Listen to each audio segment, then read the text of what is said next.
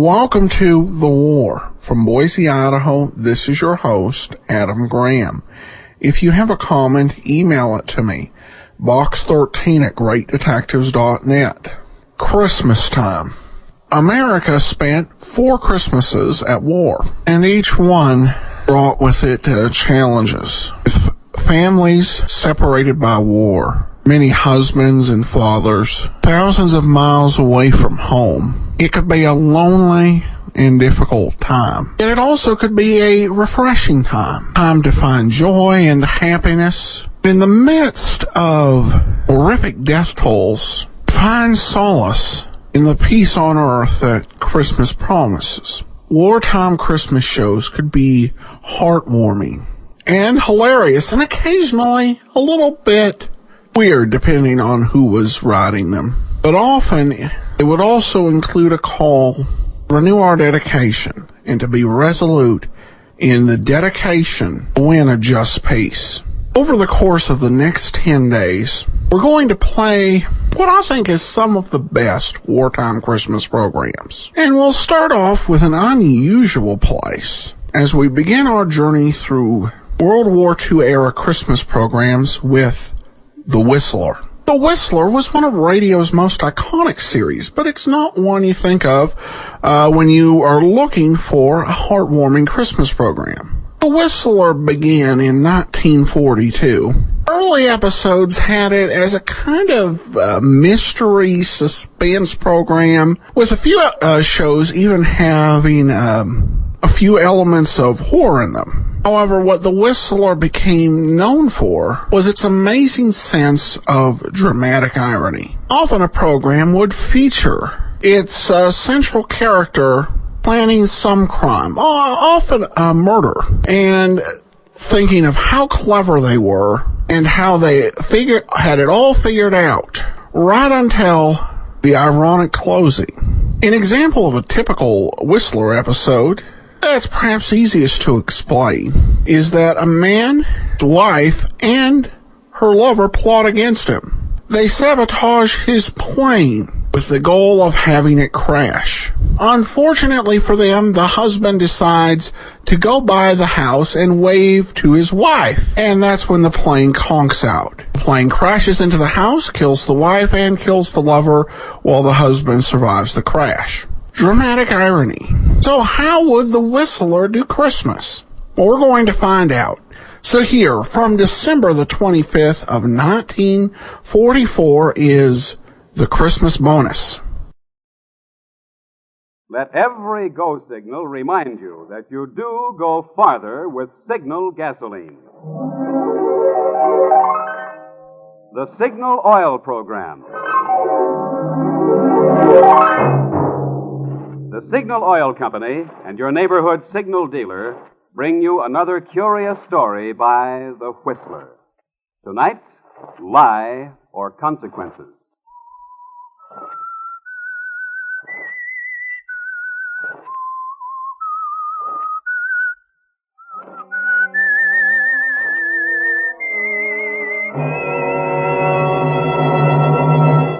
I am the Whistler, and I know many things, for I walk by night. I know many strange tales, many secrets hidden in the hearts of men and women who have stepped into the shadows. Presently I'll tell you of nameless terrors of which they dare not speak.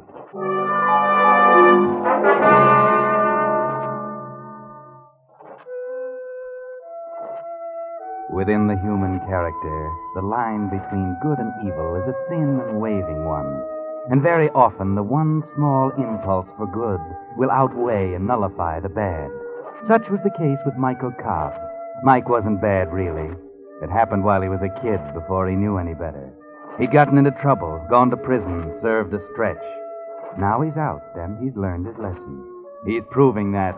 He's going straight, working hard at his job in the office of a large department store. He's married to a girl he loves, and he's happy. Delicious. Delicious. Oh, nobody can cook a better breakfast than you, darling. Thank you, sir. Now, Mike, don't bolt your coffee. I gotta run. I'll be late. Well, a couple of minutes won't make any difference. Well, maybe not most days, but today is going to be a big one. The last shopping day before Christmas, you know. Stores will be jammed. We'll be swamped with work until late tonight. Besides, I don't want to spoil my record.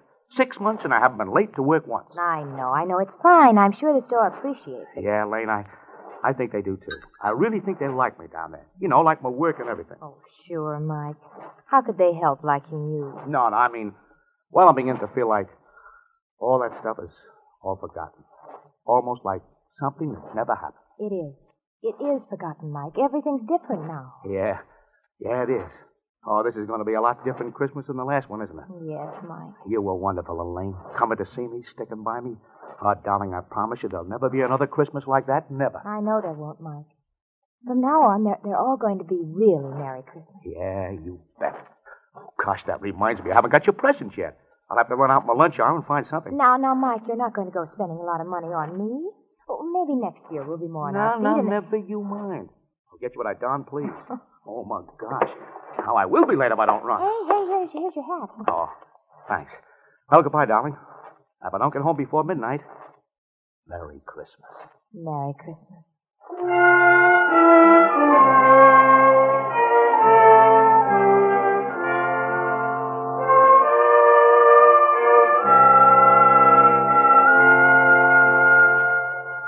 Yes, it looks like a Merry Christmas for you at last, doesn't it, Mike? For the first time in your life, almost. A real Merry Christmas. You notice the smiles on people's faces as they walk down the street. You get sort of a kick out of the fancy red and green draped windows of the store. The holly smells good in the elevator. And you chuckle as you pass the toy department with a perspiring Santa Claus pulling on his red coat.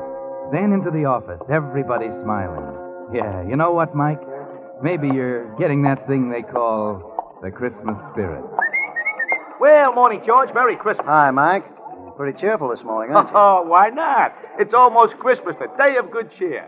Well, what's the matter with you, sourpuss? Nuts. Humboldt. Uh-oh. The boss on the rampage again, huh? Yeah. Well, what is it this time? You haven't heard? No, what?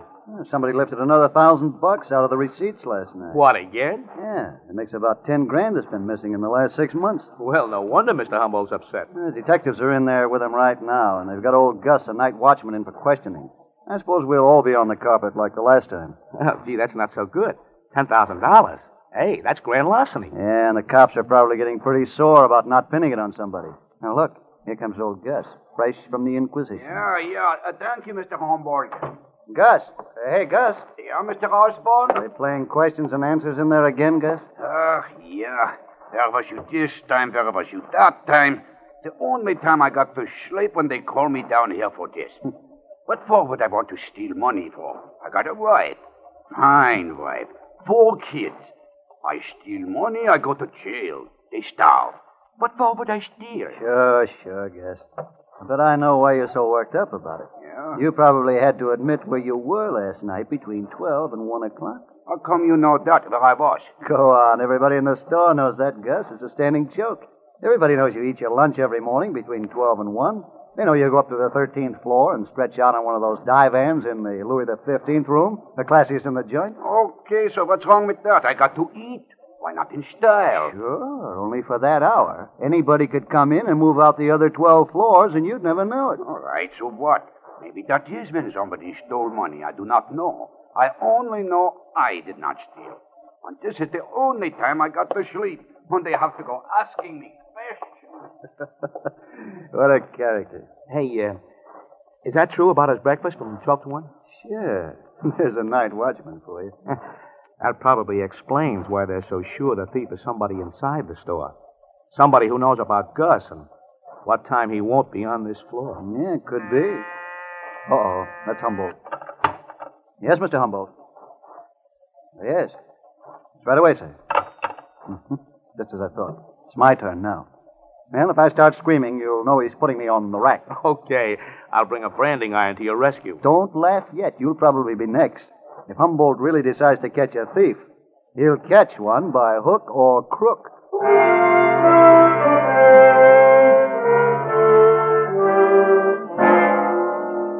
Merry Christmas, Mike. Oh, now what's the matter? You don't seem as happy as you were. Something happened to dampen the Christmas spirit, maybe? Something you can't describe, can't even put your finger on? Just a funny, sinking feeling?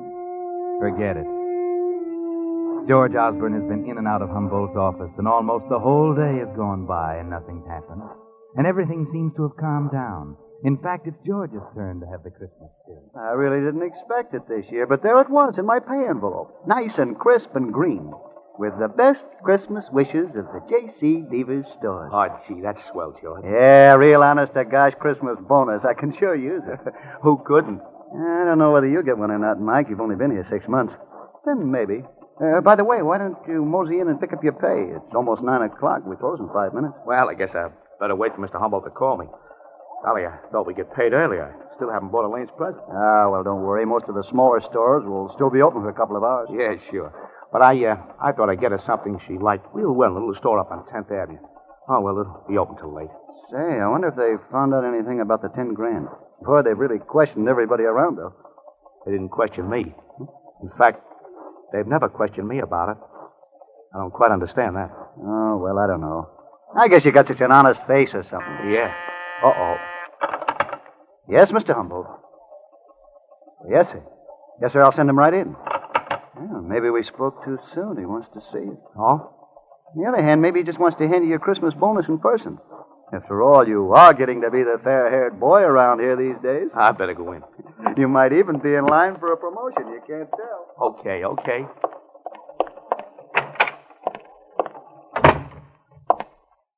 You wanted to see me, Mr. Humboldt? Yes, Cobb. Sit down. Thank you, sir. Cobb, you've been with us 6 months now. Yes, sir? And I must admit that in that time you've demonstrated an admirable aptitude for the work. Thanks, Mr. Humboldt. Yes, in fact, there's been some discussion of raising your salary, promoting you. I even talked to Mr. Prentice, the manager, about it myself. Well, thanks, Mr. Humboldt. Yes, and that's why I regret very much to tell you this. I must inform you that we're forced to dispense with your services as of tonight. Dispense? You mean I'm fired? I'm afraid that's it. Yeah, your 2 weeks' pay is in this envelope. Wait a minute. If I'm been so good, why am I being fired? I'm not at liberty to offer any explanations. I have my orders just the It's same got as... something to do with this missing money, hasn't it? I told This you is that your it- way of telling me you think I took it, isn't it? Now, Cobb, That's it, isn't it, Mr. Humboldt? You've questioned everyone else in the department. With me, you figure questions are unnecessary, don't you? Well, since you put it that way, Cobb, naturally we must take into consideration your past. You knew about my prison record. I told you about it. But I've told you about if I was going to steal again? I'm not accusing you of stealing again. I only say we can't afford to take chances. We simply find it advisable... All right. I understand. I understand a lot of things now, Mr. Humboldt. Thanks. Thanks, Mr. Humboldt, for the Christmas bonus. Hey, Mike, wait a minute. Well, did you get it? Did he give you a Christmas bonus? Yeah, I got a Christmas bonus, all right. Hey, what's up? What's the matter? Oh, nothing. I'll tell you about it later. I'm leaving now. Oh, yeah, you're in a hurry. But wait, I almost forgot. With my bonus, I can pay you that $30 I owe you. Huh? Here. 10, 20, 30. That ought to help with that present for your wife, huh? Yeah. Yeah, thanks, George. Thanks.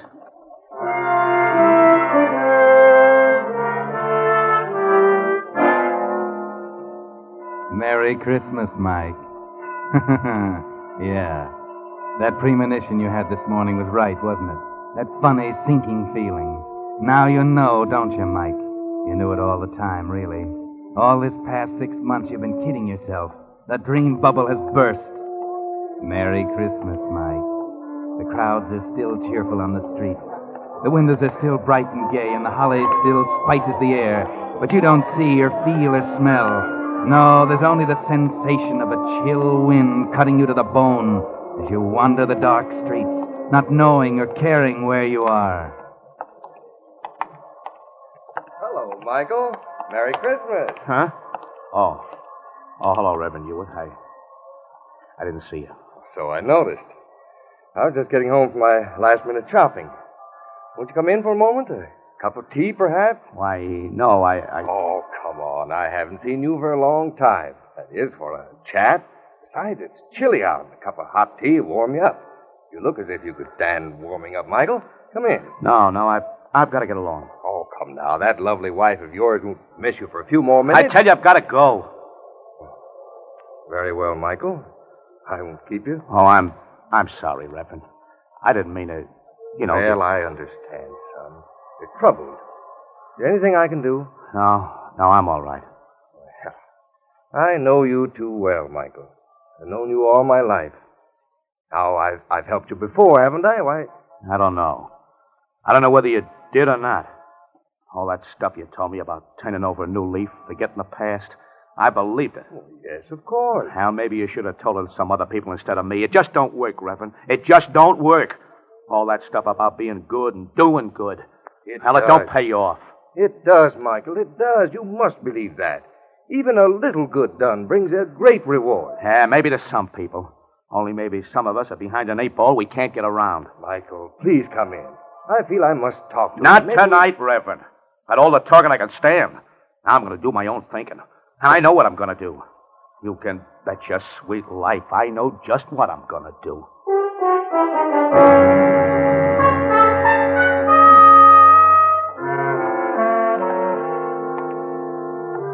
Yes, your mind is made up now, isn't it, Mike? Humboldt made it up for you, didn't he? You hate him, don't you, Mike? And all the smug people like him who've never done a stretch and stir. They're your enemies, aren't they, Mike? Whether you wanted them to be or not. And you're just one of the cell rats. Okay, if that's the way it is, that's the way you'll play it. What's that?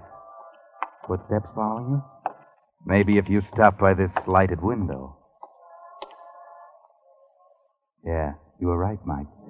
They're following you, all right. 2 of them. You saw them duck into that doorway when you stopped and turned around. Tailing me. They got Dick's tailing me. Why, sure, you dope. They wouldn't let you just walk out of there. They think you took the money. They're going to tail you, hound you, track you down. Okay, if they think I took the money, I'll give them reason to. This time I will take it.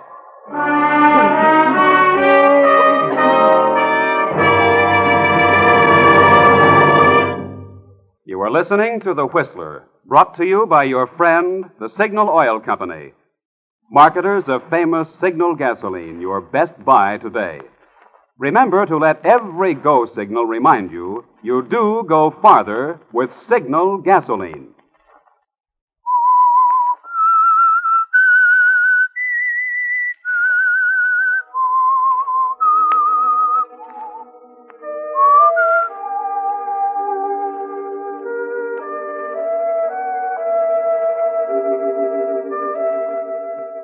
Merry Christmas, Mike. A very Merry Christmas, isn't it? 6 months of going straight and you've given it up. You're going back to the store and get your share of those days' receipts. Yes, it's all so simple, isn't it, Mike? It'll soon be 12 o'clock midnight, and old Gus will be up in the Louis 15th room on the 13th floor. The safe in Humboldt's office will be a cinch. You've seen it many times. And as for the 2 dicks tailing you now, it'll be duck soup to shake 'em. Duck soup. That's right. You're heading up 10th Avenue now. You can double back and... What's wrong, Mike? Why are you stopping? Could it be that tune, the brightly lighted window, the old man standing back there? Of course, now you remember. 10th Avenue. This is old Mr. Samuel's little store. This is it, where you're going to buy Elaine her Christmas present. And there it is. What you heard, the music box, sitting on the counter next to the open door, playing. Well, good evening, Michael, and Merry Christmas. Hiya, Mr. Samuels. You came in just in time. I was just about to close up. I guess down at your big store you've been closed for a long time. But here, well, we little fellows have to stay open to get all the business we can. What can I do for you? Is this the music box that Elaine likes so well? Ah, yes, that is the one. She was very taken with it. Ah, how her eyes sparkled when she looked at it. Yeah, there's a powder puff or something inside, isn't Ah, it? that is right. And when you open it, it plays the little tune. So.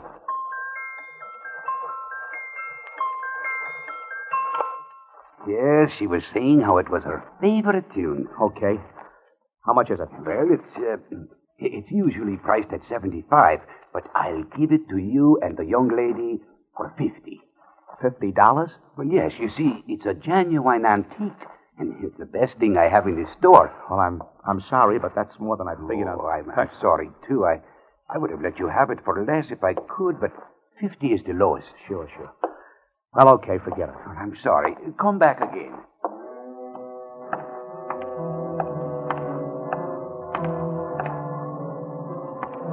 Now what's the matter, Mike? Why are you stopping? Could it be you can't make up your mind?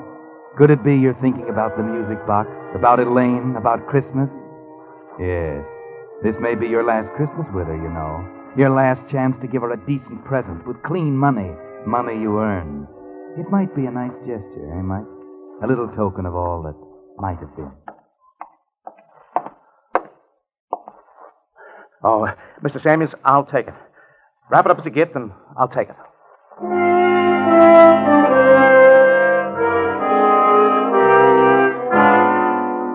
Merry Christmas, Mike. That's what's written across the package. It was going to be a symbol for a wonderful new life, wasn't it? And now it's an ironic farewell. Your last attempt at doing good, as Reverend Hewitt called it. Too bad it won't bring you that great reward he promised. It won't have a chance, because there are those two dicks still following you. And you're heading for J.C. Deaver's department store, office of Henry Humboldt, and the interior of its safe. It's almost 12 midnight, and you'll have to duck those guys 30 quick. girls, 30. The greatest little show in town, starring Tootsie Laverne and her 30 raving beauties. A new show just started. Only 40 cents. Ticket, mister. Huh? Oh, yeah. 40 cents. Thank you, sir. A new show just started. Hurry, ladies and gentlemen. It's the greatest little show in town.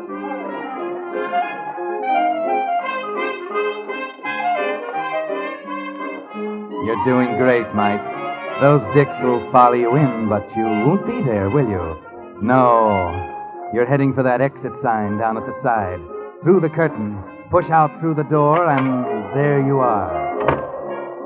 In the alley. It's free. Okay. Now, up to the street. Lose yourself in the crowd. Turn down Fifth toward the store. You're okay now. No need to look back. Or is there? They're there. You didn't shake them after all. They were wise to that trick, and they were waiting for you outside the theater. Yes, you should have known. Now what? Maybe you've got an idea. Yes. A good idea. A honey. Why not lead them to the store? Sure, that's where they expect you to go. But beat them there and hide, down in the freight dock, behind one of those big crates. They'll never find you in that mess. Then when they get tired looking, you'll be able to slip in and do the job. How's that? Brilliant. Yes, brilliant.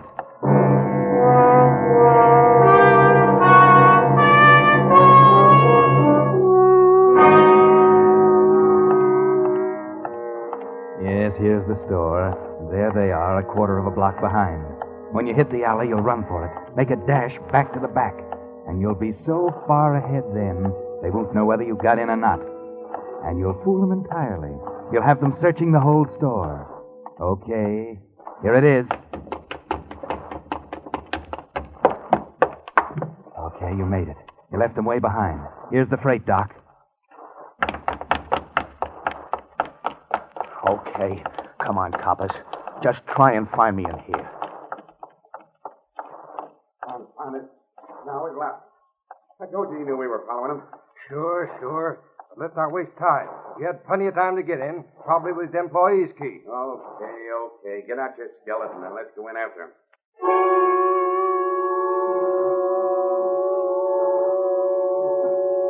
Worked like a charm, didn't it, Mike? You're sitting here in your crate, comfortably waiting, while they search the entire store. They've been there long enough to do it. It's almost 1. If they don't hurry, you'll have Gus to worry about. Not that that's too much of a worry. But wait, hold it. Yeah, that does it. Yeah, too bad. Hey, flash your lighter out. You could have ducked into one of these crates here. Yeah, but we never find him that mess. He could play hide and seek with us there for days. Yeah, you're right. I guess we might as well call it a day. It's a fine way to spend Christmas Eve anyway. Come on, let's go home. Okay, I'm right beside you.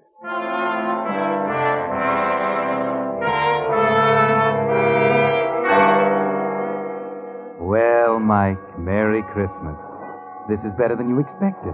They're leaving, actually going away, leaving the place to your tender mercies. You won't have to dodge them coming out. They aren't going to camp out in Humboldt's office. They're actually walking away, down the alley, and you're set. Good Lord, the music box. Something's wrong. It's going. I can't stop it. I can't. Hey, Joe, listen. Yeah, I hear it. Come on, right over here. I gotta stop it. I gotta. Okay, right here. In this crate. Too late. Okay, Cobb. We finally cornered you.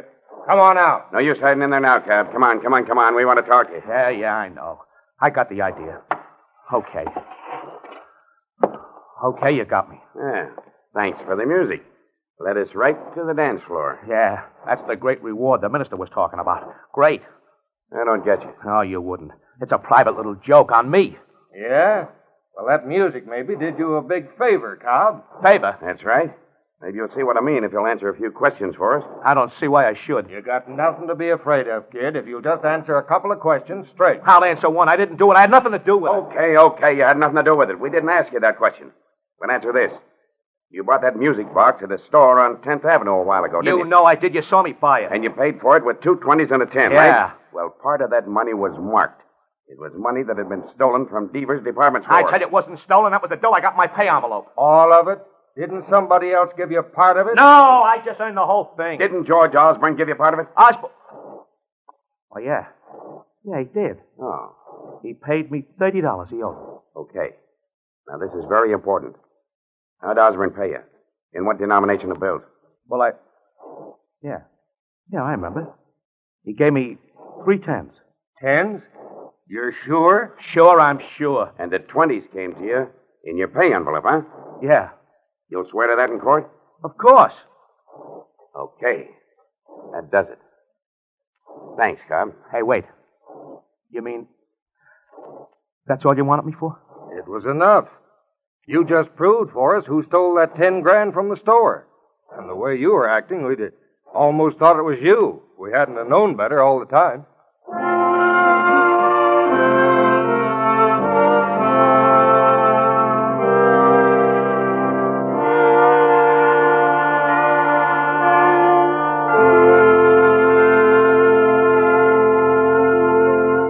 But that's not the end of the story.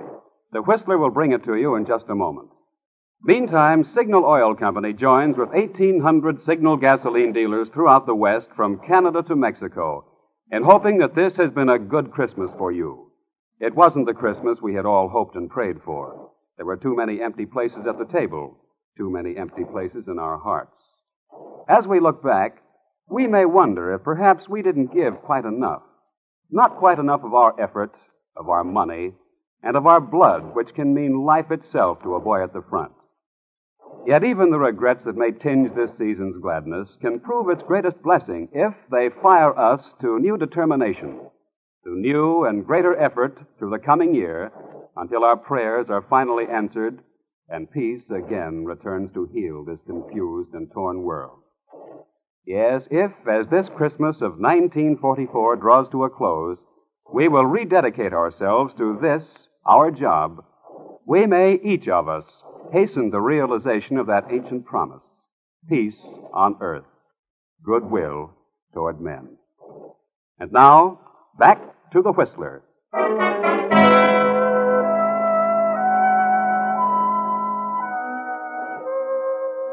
Well, quite surprising, isn't it? The police didn't suspect Mike at all. You see, it was this way. Because of his record, the cops began to tail Mike in the very beginning, when the money first began to be missed. Twice they had him under observation at the very time the money was stolen, so they knew he didn't do it. But they kept watching him in the hope he would lead them to the real thief, and he did. Yes, because when things got hot, the thief finally tried to frame Mike by giving him some of the stolen money. Marked money this time. George Osborne? Oh, no. In fact, Osborne almost gummed things up by paying his debts. The detectives hadn't counted on that. That's why they had to be sure which bills Osborne gave Mike. The 10s weren't marked, the 20s were. The 20s Mike got in his pay envelope from Humboldt. Yes, Henry Humboldt, the office manager. You see, things were getting too hot for him. The trail was getting too close. He knew the money was marked, and he knew the detectives were watching Mike. So he gave him some of the marked bills in his severance pay, trying to frame him. It couldn't have worked, of course, but Humboldt didn't know that, and neither did Mike. And Mike almost did something he'd regretted all his life. He almost went back to a life of crime. Yes, if the music box hadn't have jammed and started playing just when it did, and the detectives had gone off, Mike's life would have gone down the skids. Because it did play when it did. Well, next week he'll be back at the store, in a better job. Yes, and he got a Christmas bonus, too. They saw to that after Humboldt was arrested. And all because the music box played. Maybe that's why Mike said, No, sir. That music box sits right there on the table where everybody can see it. Darling, I really think it means as much to you as it does to me. Oh, I guess maybe it does, Elaine. Just like the Reverend Hewitt says, a little good brings a great reward. Yeah, the rest of my life, that little gadget's gonna mean a Merry Christmas. Darling, Merry Christmas. Merry Christmas, Mike.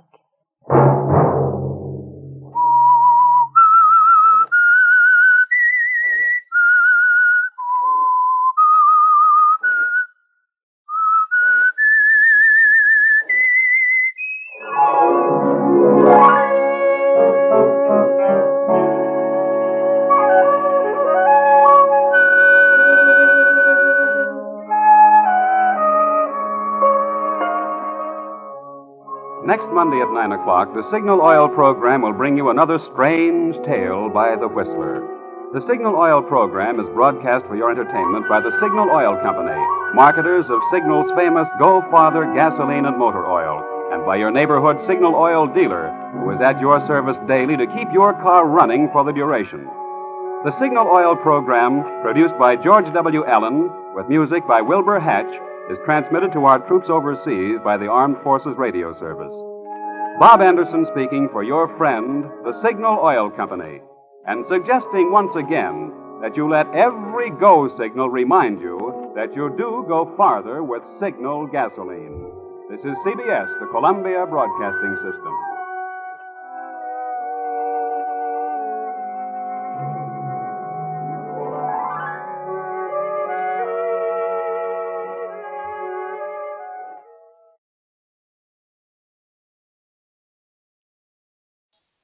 Welcome back. Every now and again, the Whistler will get you with a happy ending. And I think that there would probably be no better time for that sort of happy ending than in the midst of all the challenges being faced in World War II. Well, that will do it for today. Our Christmas series continues tomorrow. If you would like to share your experience or that of a loved one during World War II, please email your stories to box13@greatdetectives.net. We'll consider all stories to be shared on the air. We also welcome your suggestion as to future programs. This program is dedicated to those who fought and died in World War II and is presented as a service of the Great Detectives of Old Time Radio, greatdetectives.net. The opening theme is The Heroic by Ken Curlin, KenCurlin.com.